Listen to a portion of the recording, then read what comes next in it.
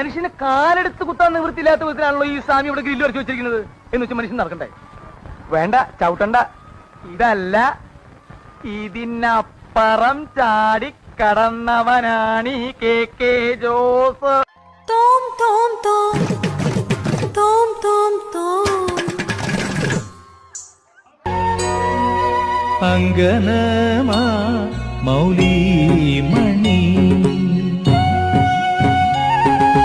തിങ്കളാസേ ചാരുഷി. എന്നെ മനസ്സിലായില്ലേ? നീങ്ങയാര്?